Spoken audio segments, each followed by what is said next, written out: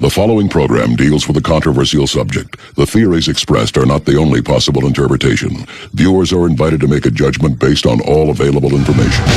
This is your captain speaking. We are beginning our descent into madness.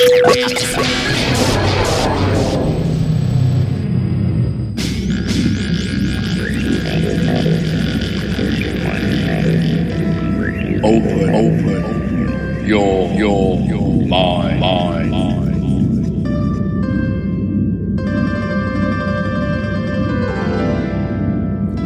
And we are back to another edition of West of the Rockies. I'm Frank. Thank you guys for sticking around. I know it's late, but we have a great show lined up for everyone tonight.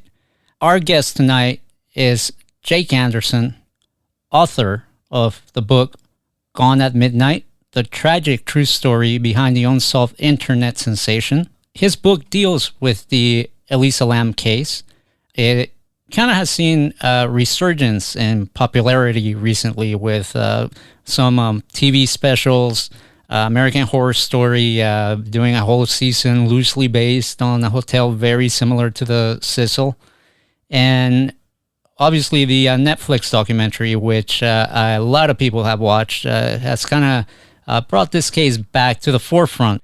I'm going to read a little bit about Jake's bio from the book. Jake Anderson is a writer, filmmaker, investigative journalist, activist, and web publisher.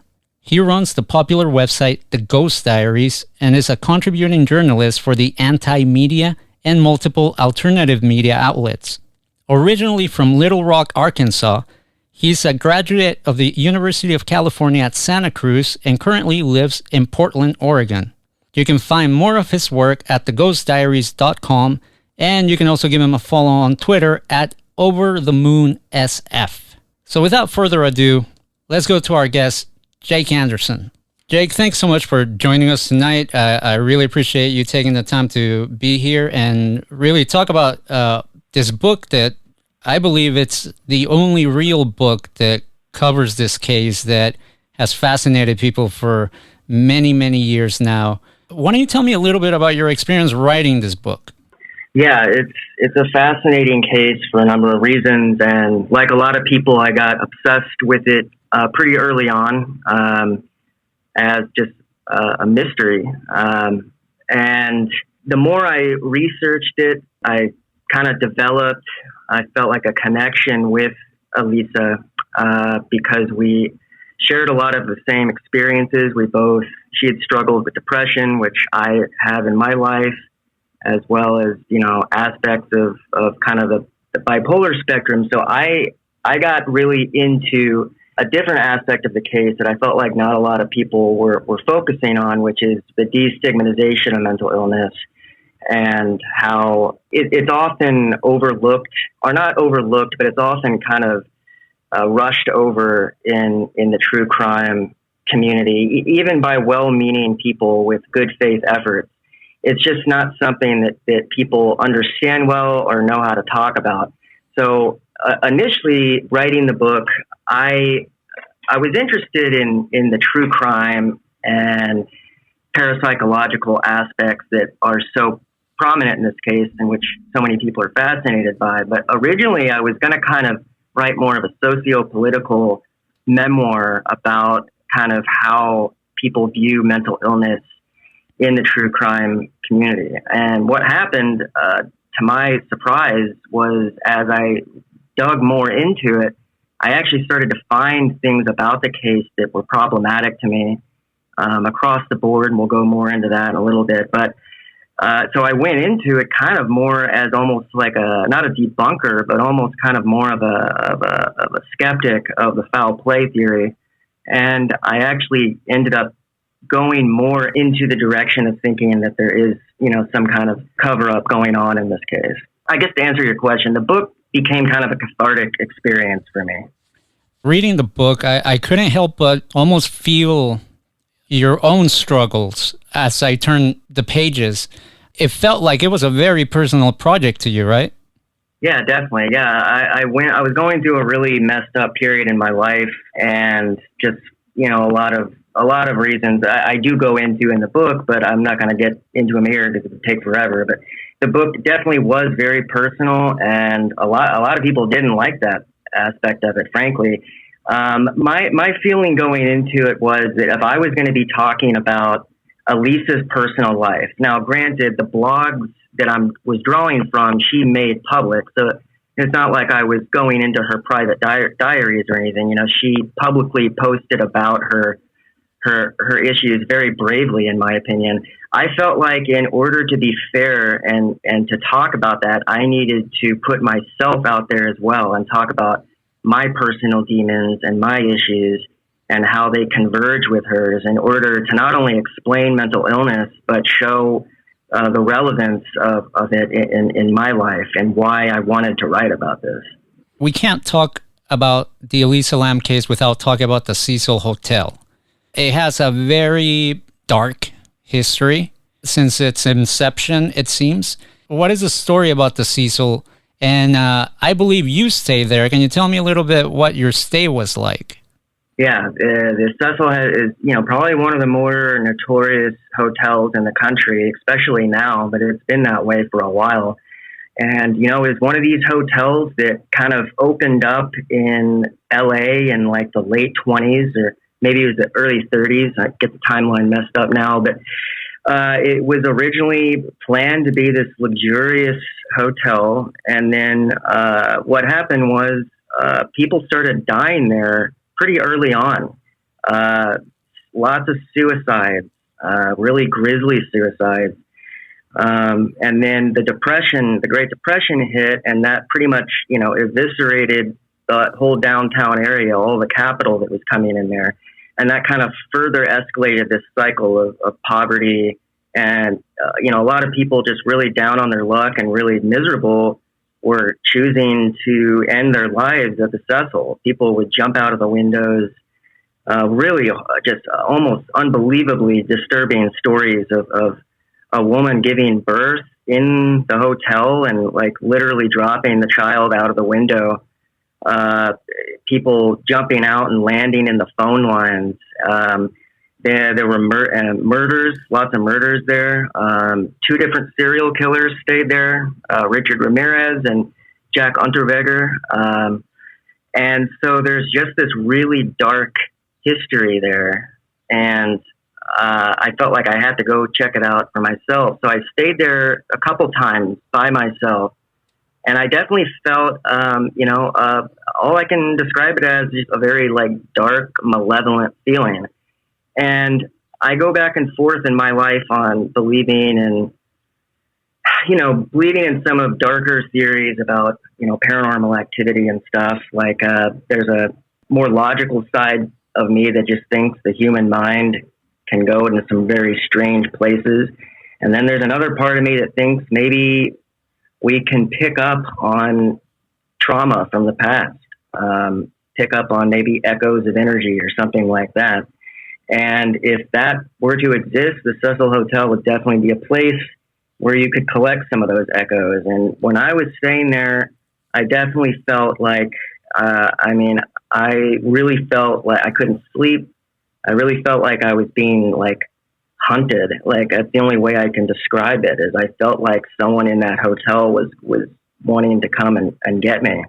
And it was really disturbing. And I can only imagine what it was like for Elisa staying there alone in a new city, possibly thinking she was being pursued by someone. So yeah, it's a disturbing place. I haven't had the opportunity to stay at the Cecil, but, even just kind of walking by, and I want to make clear that I don't want to just single out the Cecil Hotel. I feel like really LA as a whole has a bit of a shadow casting all over it. But you do have these little hotspots, if I may use the term, where, things seem to just kind of happen with more frequency than others. In the case of Elisa, we read that she stayed at this hotel during what she called her West Coast tour. It seems, that she had managed to have a pretty normal trip by all accounts. She had been down in San Diego previously, but definitely once she arrived to LA and checked into the Cecil, things began to go a bit strange. There is mention that she was staying with two other girls, because for the folks that don't know, the Cecil is not your standard hotel. I believe that they have communal bathrooms, and it's like a hostel type. Certain floors have a hostel type setup. So Elisa was staying with two girls, and then these girls reported that Elisa was acting a bit strange. Can you tell me about that? Yeah, well, I mean, basically, that's all I know about it. Unfortunately, there's still a lot about the case we don't know, and no one has interviewed these two women ever. We don't know who they are at all, and all we know is what the manager reported. And yeah, she says that Elisa was originally staying with two women, and that at some point they wanted her to be moved out of the room because she was acting strange. This so-called strange behavior, it can kind of be corroborated. There were people who, the man I spoke to at the last bookstore, not the manager of the store that a lot of people refer to, but someone else who said that, yeah, she was acting very strange. Like, he kind of described her as acting kind of manic. And you know, in the surveillance tape, obviously, the creepy, notorious surveillance tape, you know, she's definitely acting a little peculiar. There's evidence there of psychomotor agitation, which is a symptom of bipolar disorder. We know that she was off of her meds at that point. And so I think we have something of a perfect storm almost. You know, she was off of her meds. It seemed like she was in a pretty dark period in her own life where she was concerned about her schoolwork. She was basically on the verge of dropping out of school. She was concerned about her relationships. She felt alienated from her friends. And so she took this trip to kind of, you know, maybe snap out of it or get some momentum. And instead, she wound up at this place that was just the exact opposite of where she should have been. And it was a place that seems like it kind of fed off of her problems. And so it was kind of this almost synergistic effect of her escalating bipolar condition mixing very badly with the hotel and perhaps the people there.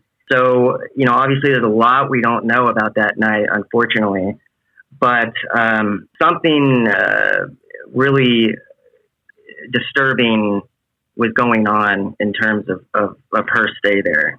In your book, you mentioned that a web sleuth spoke with Cecil employees that told him that Elisa Lam's behavior included running around and laughing maniacally. It's an interesting thing that I've heard over the years. Some people believe that people with mental health issues might be more susceptible to some paranormal activity. And there are many people that think that Elisa was experiencing, some people call it possession. I've heard that term being thrown around quite a bit, especially when you watch the video. She is behaving a bit strange. Talking about the video, Dennis Romero uploaded the video to YouTube.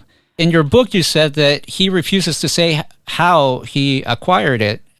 It was, originally owned by the hotel, obviously, and we don't know anything about that. And, you know, this is just one of many questions that I would have hoped would have been answered in the Netflix series. But we don't know at what point the hotel gave this tape to the police. We don't know when or why exactly the police gave it to Dennis Romero to upload.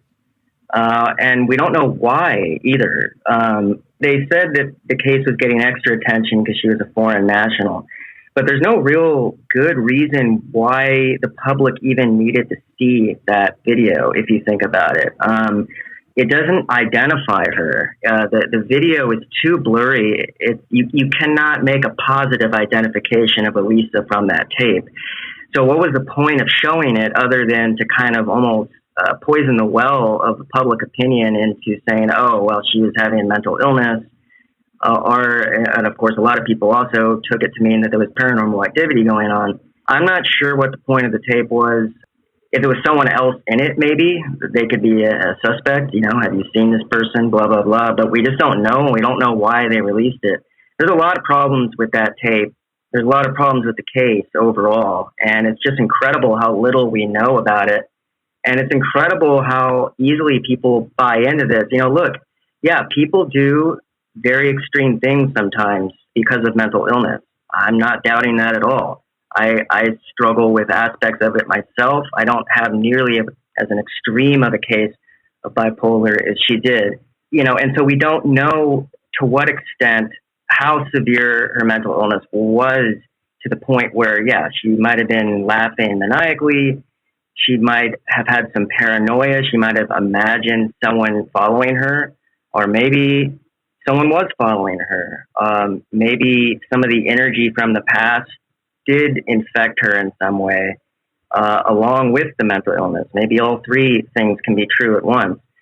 At the end of the day, we know that she somehow got onto a dark roof, made her way to an extremely difficult to access water tank, climbed up the water tank, took her clothes off, climbed into this extremely narrow tank with her clothes with her, carrying her clothes into the water, and then that's where she remained. Is it possible that she did that on her own? Absolutely, but good Lord, that's a very strange narrative of events there.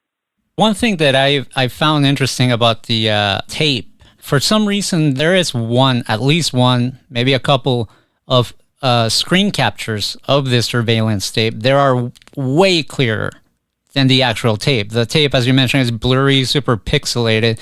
So it leads me to believe that somewhere there is a higher definition copy of this. I don't want to keep pushing some conspiracy narrative necessarily, but it's something that I found really interesting. You mentioned her climbing into the water tower, and I think that when we talk about this, to me at least, this is really the key to knowing if she was murdered or she climbed in on her own and it was just an accidental drowning. But the issue of the lid, early on, the police said that the lid was in place when they went up and found her. However, I believe one of the custodians said later that the lid was actually removed when he went up and checked because people were complaining about the water pressure. Can you tell me what's going on there? I mean, clearly we're getting some mixed information here. Yeah, it's just one of many issues on which there's conflicting information. The Santiago Lopez, the maintenance worker, said in his civil deposition that the lid was off when he went up there. That's possible. It makes it a little bit even more strange that the police didn't see that when they went up there to check. Then there's other people that have said it was closed. A first responder, credible source, Andrew Smith, who is now chief of police in a Wisconsin city, he says when he arrived, the lid was closed. Is it possible Santiago found it open and then closed it? Sure. But, it's obviously a critical issue because if the lid were open, it lends itself a lot more to she climbed in on her own, whereas if it's closed, foul play seems very likely, given that it would be almost impossible for her to close the lid over herself as she climbed in, just the way it is. So, yeah, it's just another unanswered question. Talking about the police, what was it like dealing with the LAPD in regards to this case?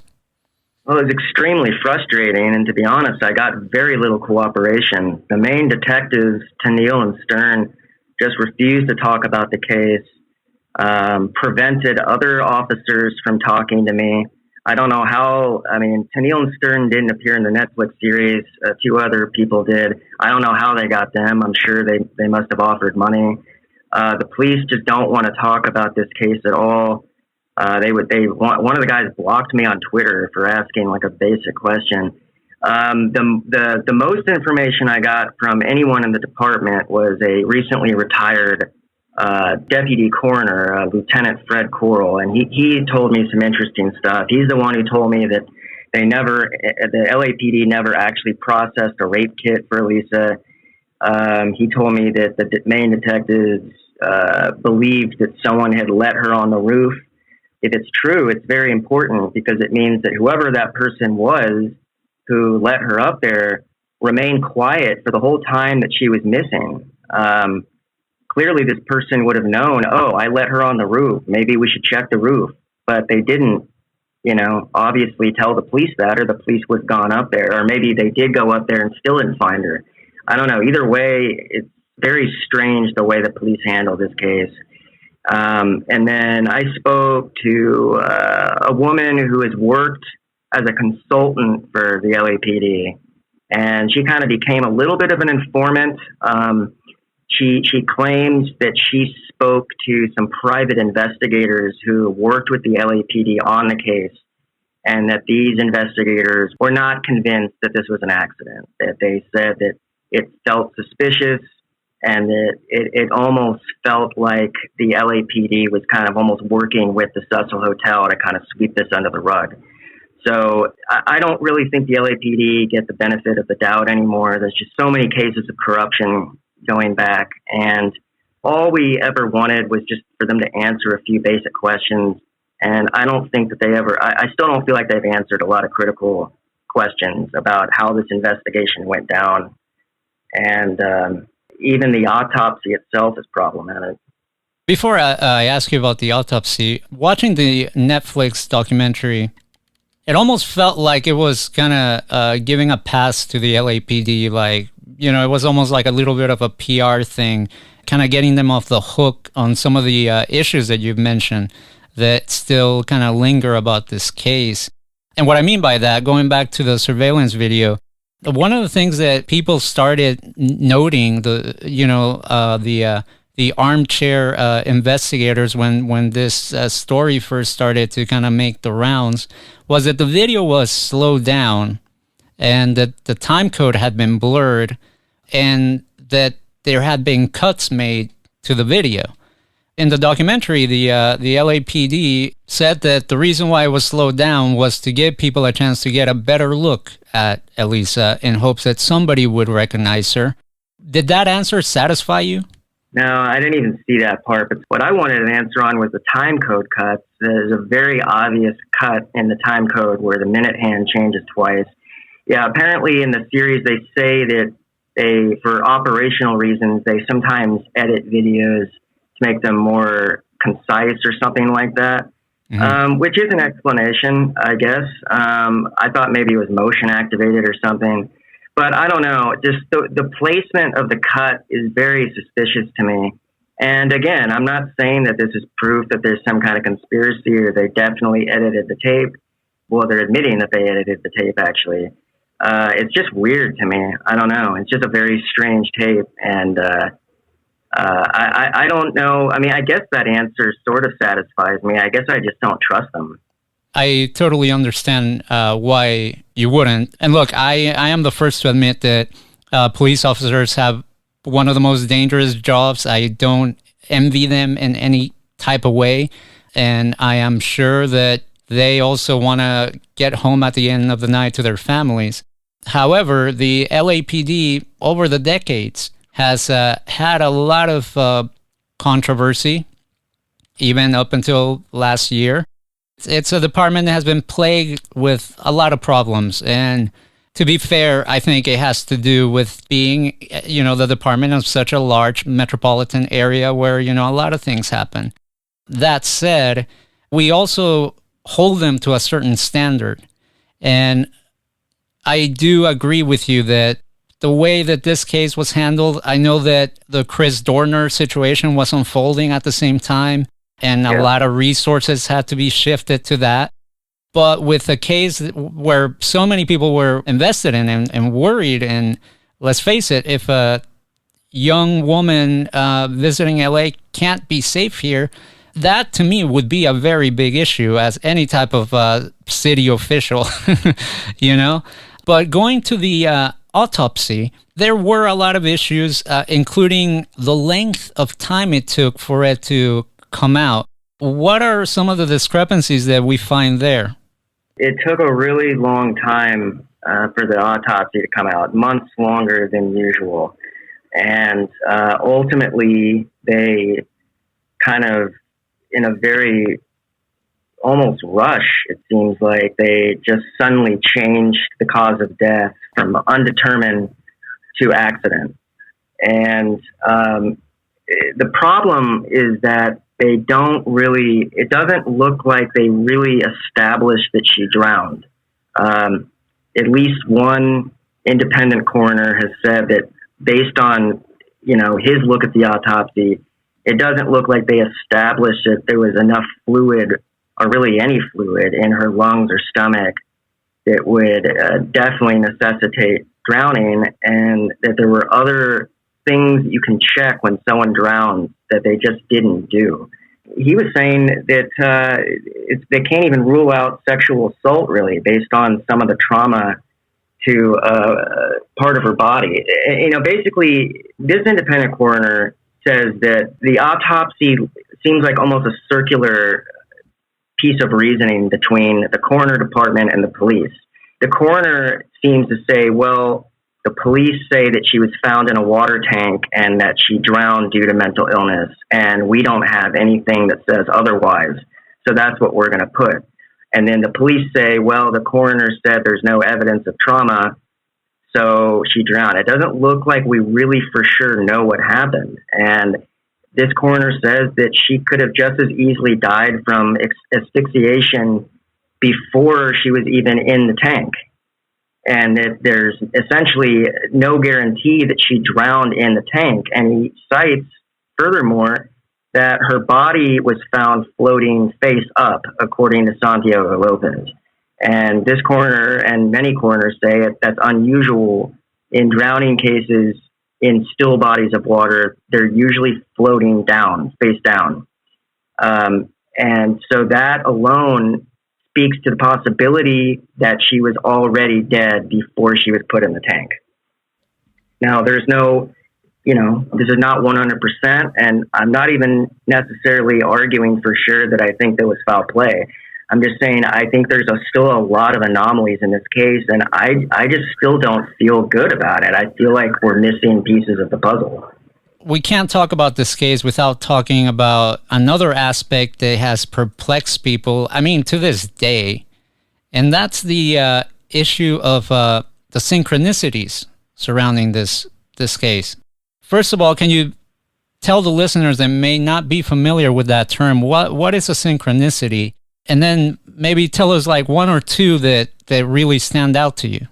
Yeah, so synchronicity is an interesting concept. Scientists like Jung and whatnot, they would describe it as kind of acausal parallelism, whatever that means. Basically, it's when the external world seems to be synchronizing with your own internal world in a way that seems incredibly coincidental. And most people have experienced it. You happen to be thinking about a friend that you haven't talked to in a long time, and then 5 seconds later they call you or something like that. This case is just full of really weird synchronicities and coincidences. The movie Dark Water that was filmed in the early 2000s, which has a very similar layout of events as what happened, with water dripping down into a hotel and a woman drowning in a water tank. Really weird things, a tuberculosis outbreak in downtown LA, and the scientists were doing a test to determine it, and the name of the test was the Lam Elisa test, and that's the real name of the test. It was already established, and it just happens to be her name in reverse. And it seems almost like it defies the laws of probability that could be there. And it's just one of those cases that just kind of feels like there's just like a weird dark nexus of events that connected to it. And I felt it myself. I was experiencing a lot of synchronicities as I investigated it. One of the ones that really tripped me out was that the last bookstore, which was one of the last places where Elisa was seen, I guess when you look up like the registry for the business, it's registered in Canada, and the zip code on there, when people punch that into Google Maps, the zip code actually lands in a cemetery, but not just any cemetery, the exact cemetery where Elisa Lam is buried. How wild is that, right?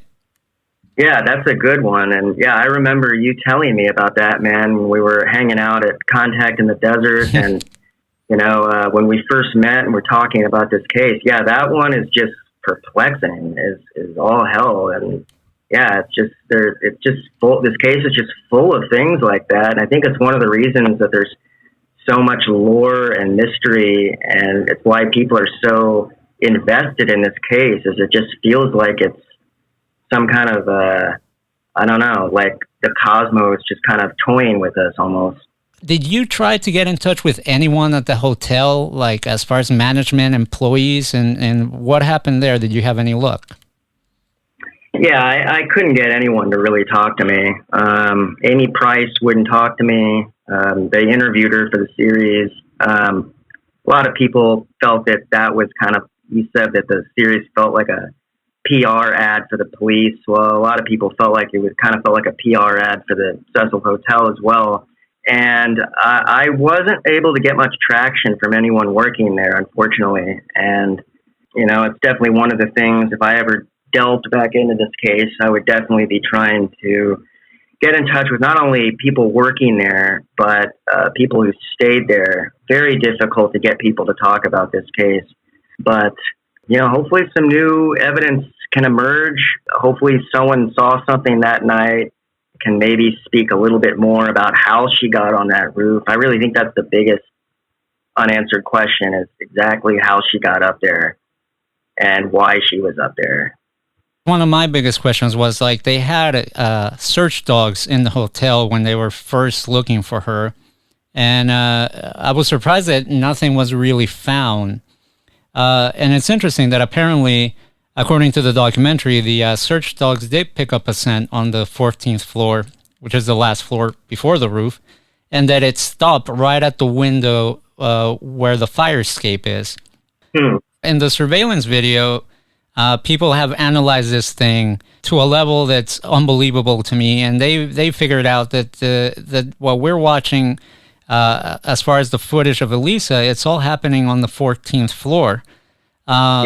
So I guess it lends a little bit to the theory that she did make her way up to the 14th floor and then took the fire escape to the roof, which would explain why the alarm was not triggered on the door. I know that you have been very active on Facebook with the Elisa Lam web sleuth team. And I've seen some of the comments, and people have asked your thoughts on the Netflix documentary. From what you've seen of it, what do you think? We just said that it was a bit of a PR thing. Do you think that they did some justice to the case, in your opinion? Some, I think. I have mixed thoughts on it. I haven't seen the whole thing, so I don't want to pan it too much. I guess I just kind of feel like it was a little bit of a wasted opportunity with the budget that I'm sure they had and the platform they had to popularize the case. It doesn't feel like he did a really thorough investigation. It just seems like there's a lot. We still don't know a lot of the major questions about what happened. And I guess, I find it a little weird that it's called crime scene, but concludes that there was no crime. But then the main explanation they're offering, mental illness, it doesn't really feel like they go too much into that in a real way either. So I'm just not really sure what the point of it was. I guess they did seem to hit on a few pieces of information that were interesting, but it seems like they just kind of established that she was having mental illness problems, but we already knew that. And mental illness is not mutually exclusive with foul play. A lot of predators will specifically target people with mental illness, and the evidence before us, the surveillance tape, it really does look like she's trying to avoid someone. And maybe she thought someone was after her, and we just don't know. To be fair, it's a really perplexing case. It's hard to really find out what exactly happened. I guess I would have just, I kind of just feel like they wasted an opportunity to really dig into some of the more critical aspects of the police investigation, at least. But, you know, I've documented the anomalies and questions I still think are out there. And, you know, I'm not necessarily casting aspersions on any specific person or saying anyone specifically was involved in a cover-up. I just think that there's something still very strange to me about this case that doesn't sit right with me. And I don't feel like the series necessarily kind of closed the case in my mind. One of the things that I learned about when I was reading your book was that there was another piece of surveillance tape that showed Elisa with two men, and they handed her a box. And obviously, you know, that is a huge piece of information. And then the documentary discussed that, you know, this box was actually a box from the last bookstore, which she had visited. However, you know, we really don't know anything more about these two men, just like we don't know anything about the two women that she stayed with when she first arrived. Considering the publicity of this case, do you find it odd that, you know, these people haven't come forth? If, again, not to push a conspiracy theory really hard here, but isn't it odd that if we really want to get answers and if people, you know, want to kind of clear the air, that these four individuals have not come forth and said, hey, yeah, you know, we were there and yeah, she was acting a bit strange, or, you know, something else? Yeah, I find it really odd that none of these people have come out. And I think furthermore that I guess I'm just troubled by this idea that as long as you can definitely say someone was having a mental illness problem, that definitely solves the case, you know, but that's not true. Like she could have been having a mental illness problem, but that doesn't solve the case. That doesn't answer the question of what happened. I don't like this assumption that just because someone was unstable or having a medical crisis, that we should definitely just assume that she was going to wind up naked in a water tank dead and that everything is answered. That to me seems like it's stigmatizing mental illness unnecessarily and possibly depriving someone of justice simply because they had a medical condition. I don't think if, you know, mental illness is obviously something that can cause someone to do strange things, but I don't think it's fair to just assume that she would have done this by herself when we know that there's just as much as mental illness is out there and is a reality, sexual assault, predation, and violence against women is also just as common. So I don't like this assumption, and especially in a hotel where there's many documented cases of sexual assault. I've spoken firsthand with people about being sexually assaulted and stalked in that hotel by people working there. It's just ludicrous to me to assume that someone couldn't have been trying to target her while she was there and while she was in this vulnerable state. Combined with all of the anomalies and all of the unanswered questions about who saw her, what was going on that night, I don't know. To me, the case is still just as open. Does it mean that there was foul play necessarily? No, it doesn't. It just means to me the case is unsolved and we need to keep digging, because I don't think it's fair to her to just assume that she died the way they said she did in the absence of definitive evidence of that. You mentioned sexual assault, and it's interesting that when I first discovered this case shortly after, you know, Elisa disappeared and eventually was found, I too went down the rabbit hole, as many people did. And I remember coming across this blog by, I believe it was an adult film actress, and she stayed at the Cecil, and she tells the story of just, you know, one of the security guards apparently just kind of following her around and getting into the elevator with her, and she, understandably so, being uncomfortable. to say the least. Yeah. I emailed her and was able to get in touch with her, and she gave me the full account, and she was 100% sure that this employee, security guard, was definitely sizing her up, and it seemed like was trying to follow her. There's no doubt about that, and that's just one account of many. And so I guess I'm troubled by this lack of investigation into the hotel itself. And it seems like they were given a really big pass when, at the very least, I feel like people need to be investigated about what's happened in that hotel.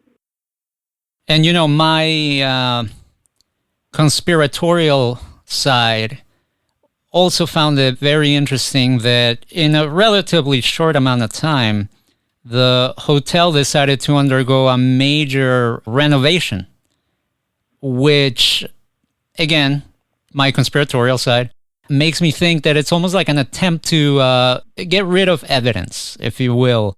Do you find it strange that the hotel would do this? Obviously, they say it's because the image of the hotel is just, is really bad and they need to rebrand. But it is a bit odd that they decide to do that, isn't it? I find it, at the very least, distasteful that they're renovating. One of the renovations they're doing is they're adding a pool and a bar on the roof. So that, to me, is incomprehensibly distasteful. But also, there's all kinds of weird stuff that went on with that hotel in terms of their corporate structure. Literally, the month that Elisa died, the hotel was finalizing a merger with CBRE, which is one of the world's biggest real estate investment firms. This was literally $100 million deal that was finalized that month. So if you want to get into a conspiracy theory, we can ask whether the hotel had an invested interest in concealing the body, or at least delaying the discovery of the body until after this $100 million merger was finalized. That is definitely a suspect, to say the least, considering the timing. Let me backtrack a little bit, because there was something that I found really shocking. And mind you, I read the book. I read the book about a year ago. Like I said, it was a journey. I felt like I was walking in your footsteps, and at many points I felt quite scared at some of the situations you found yourself in. But one of the things that really stuck out to me was reading about the custodian that discovered it, Elisa Lam, if memory serves.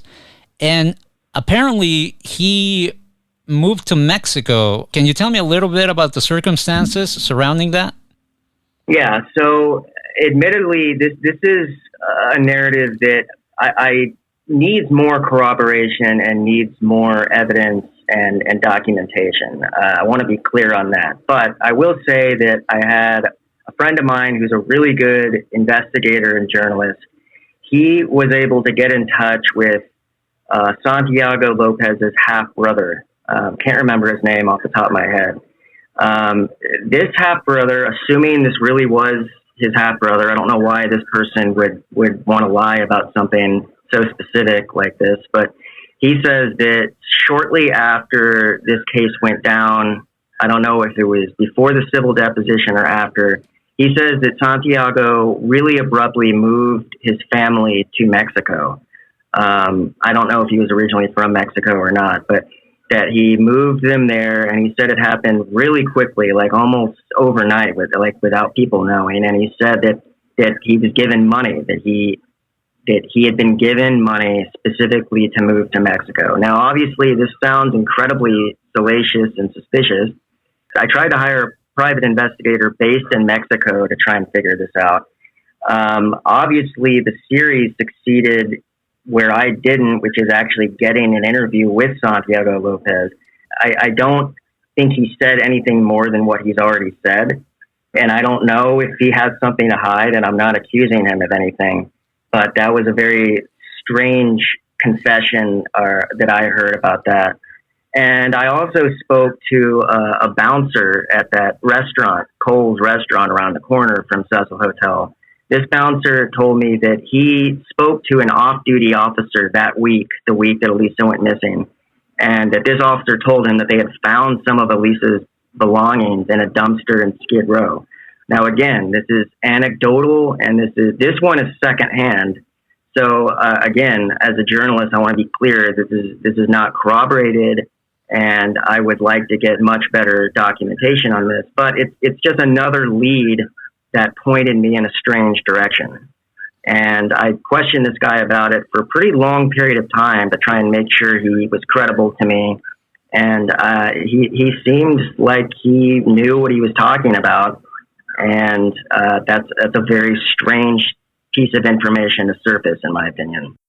I'll give the documentary credit on the fact that they did raise awareness to a very, very big issue here in the city of LA currently, which is the issue of homelessness. And for those not familiar with Skid Row is a section of town where a lot of folks who don't have anywhere to stay, and many of them have struggles with mental illness inhabit. And just from my own personal, experience talking to people, I've heard stories. One in particular that came to mind while I was watching this documentary was this young man who had just arrived in LA and had wandered into Skid Row, and not having anywhere else to stay himself, he tried to live there best as possible.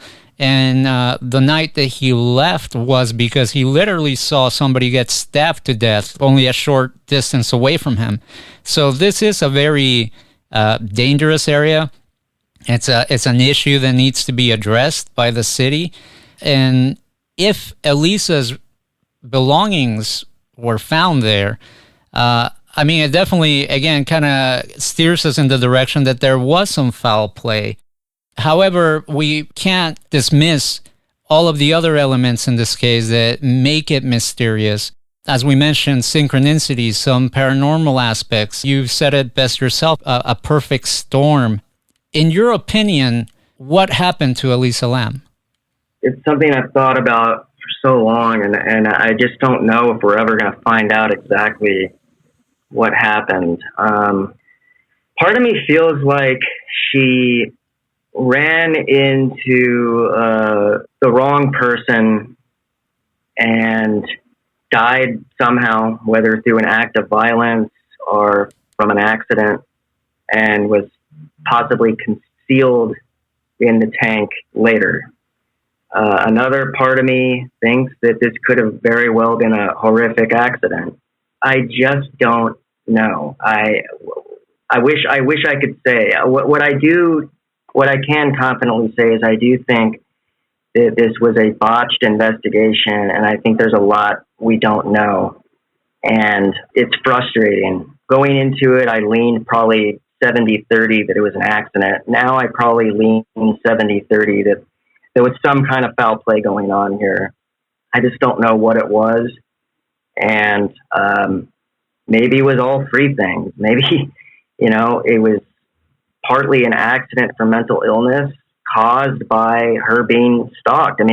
Actually, that's probably, to me, one of the most likely things is that she was being stalked and or pursued by someone, preyed upon. And whether the person was going to hurt her or not, because of the state she was in, she became extremely scared and agitated, as anyone would be.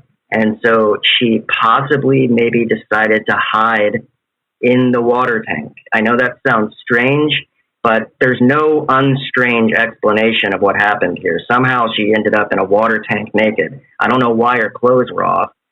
Some people have said maybe she was trying to, that they were weighing her down when she was in there, so she took them off. I think it's possible that maybe she was actually trying to hide in the tank because someone was pursuing her. So in that explanation, we have both foul play and a tragic accident. And who knows, maybe there was influence on both of these people, her and the person pursuing her, from the kind of history of the hotel itself. Maybe there was some kind of influence from the hotel that was causing this horrible cycle to continue again. That to me is really the only kind of consensus I can arrive at right now in my head. One of the things that we can't forget in this case is that Elisa had a family. Did you try to reach out to any family members? I know they remained pretty quiet throughout, even during the press conference. They did not address the press. Can you tell me about any attempts you made in contacting anyone on her side? Yeah, I sent a message to her sister, and I tried to reach the family. You know, they haven't done one interview. They haven't spoken with anyone in a public setting. I think they were just understandably horribly traumatized by this, not only from the death, but from having to see this publicly litigated and relitigated on the internet over and over and over again. It's just horrifying what they went through. I don't blame them for not speaking. Unfortunately, it does mean it's going to be very difficult to get any kind of momentum to get the case reopened or looked at.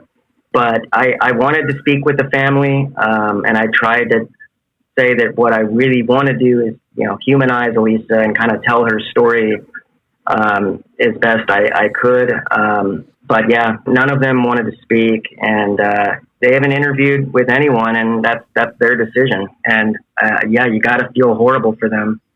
And at this point, I think if they want to remain silent and just kind of try and deal with this as much as in whatever way they can. I mean, I feel like they have my eternal sympathy.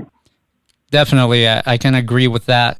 This case reminds me a little bit of one of my all-time favorite movies, and that's Oliver Stone's JFK. There is a scene where Kevin Costner's character is having an argument with one of his fellow attorneys, and his attorney tells him, you know, that he's being ridiculous. How can the U.S. government and the Cubans and the mob all be in a conspiracy to cover up this murder when a secret can be kept in the people in their own office? And it seems like that is the situation we're being faced with the Elisa Lam case, because there's so many questions with the LAPD investigation. There are so many questions with how the hotel management handled this disappearance. And some people even look at the family and wonder, is their keeping quiet something that we should wonder about?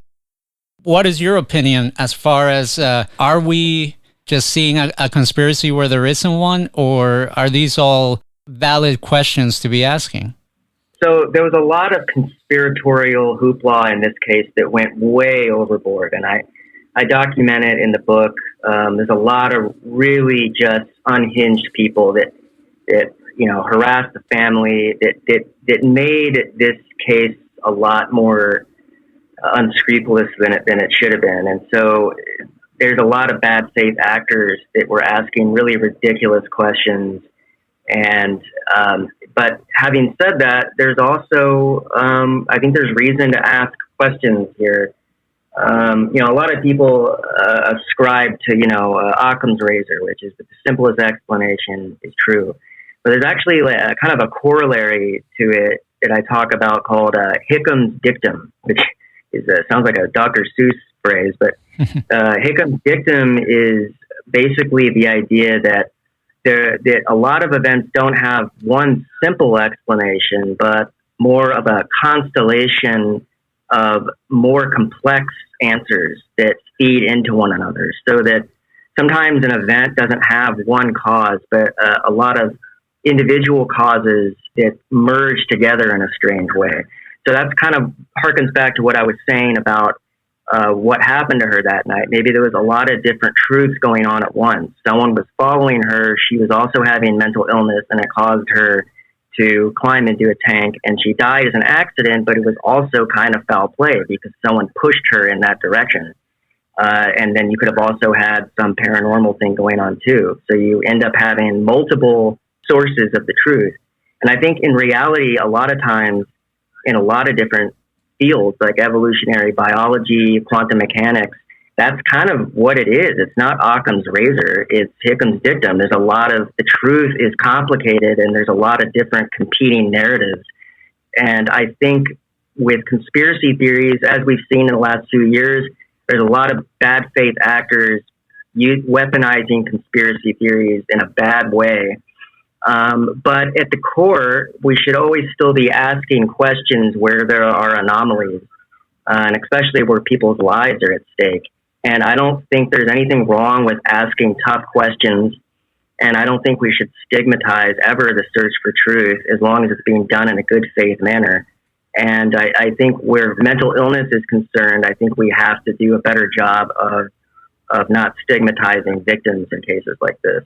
When we first met in Contact in the Desert some years ago, through our mutual friend, Ron Patton, producer for Ground Zero Radio with Clyde Lewis, big shout out to them.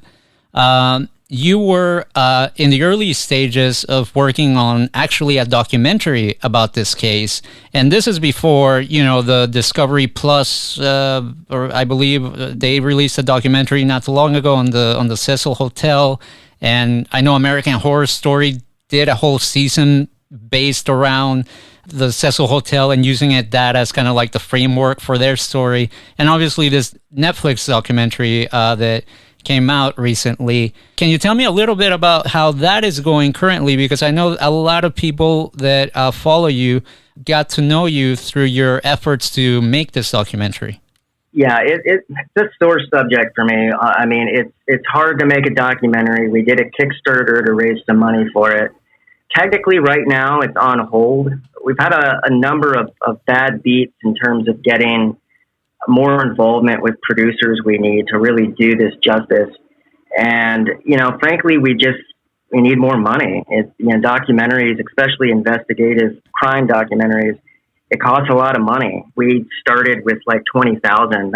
That's not even close to enough. Some of these documentaries have $500,000 budgets, if not more.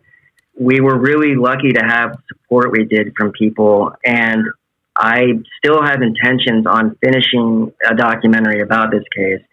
I was temporarily working. I had a production company that we were literally about to sign the paperwork to start, developing something together with the footage I already had.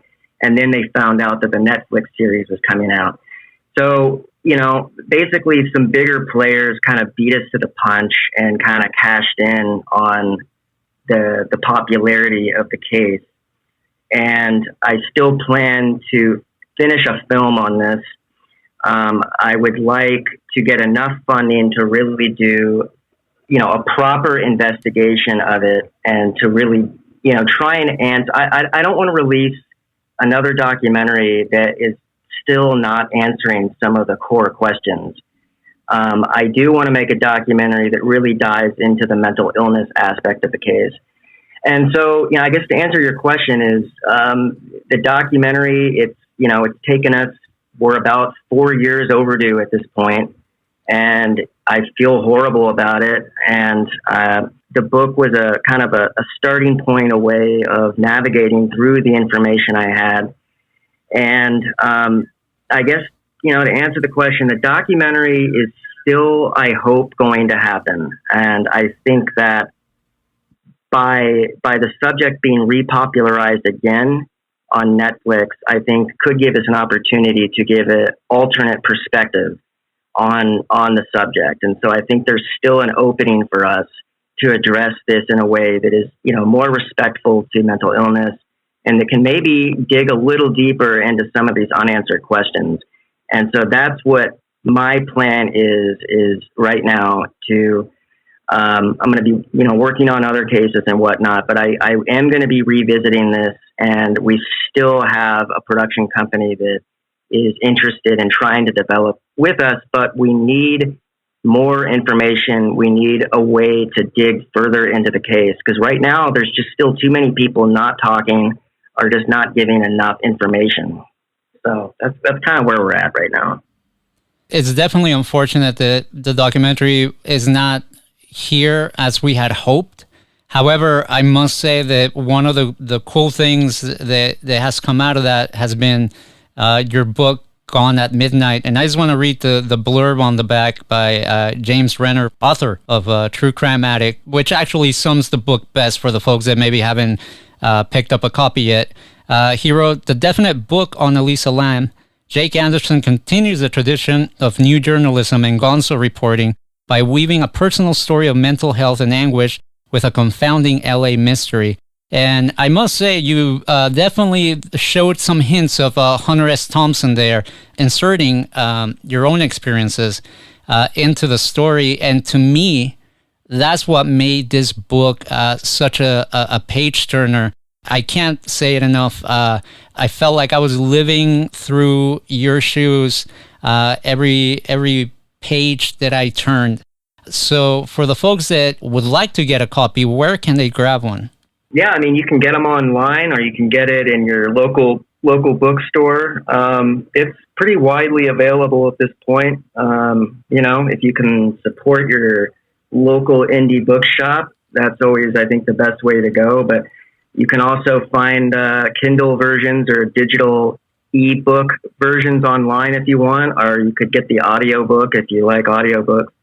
And yeah, man, it's, I appreciate your support, and I've appreciated your friendship over the years, man. We were even hitting the streets together at one point, working on this, and we even interviewed you for our documentary. And so it's been a crazy journey, but I was definitely appreciative of your friendship during this time, and I hope we're able to collaborate on another case at some point coming up, man. Absolutely. Without a question, whenever you need our help, we'll be there. And I want to say before we wrap up, there was a chapter where you actually chronicled our encounter at Contact in the Desert with Genevieve, and you called us this, I believe the term you used was post-goth couple. And it was one of the laughs that one of the few laughs in such a tragic and just overwhelming story. So I do want to thank you for that. It meant a lot that you included us in there. And I do encourage people to go grab the book. You won't regret it. I mean, it's I read it in 2 days, and that was probably a day too long. If I hadn't had so many interruptions, I'm pretty sure I would have devoured it in less than 24 hours. Jake, thank you so much for joining us, and we look forward to hearing more from you in the future. Thank you, man. I appreciate it, and yeah, we'll talk again soon. That was Jake Anderson, author of the book Gone at Midnight, the tragic true story behind the unsolved internet sensation. The Elisa Lam case still has a lot of questions that remain unanswered. We can only hope that we'll get the answers that we desperately seek and bring some closure to this case. Definitely pick up a copy of his book at your local bookstore, or you can get a copy on Amazon. And definitely dive into this book. It's a real page turner, as I mentioned during our interview. Big thanks to Jake, and big thanks to you guys for tuning in. Don't forget to follow West of the Rockies at WOTR Radio on Twitter, Instagram. Follow the page on Facebook, facebook.com/West of the Rockies. Subscribe to our YouTube channel, youtube.com/WOTR Radio. And of course, visit the website, WOTRradio.com. Till next time, take care, be safe, God bless, don't do anything too crazy. We want to see you back next week. Till then, bye-bye. West of the Rockies with Frank the Engineer on the Independent FM, Los Angeles.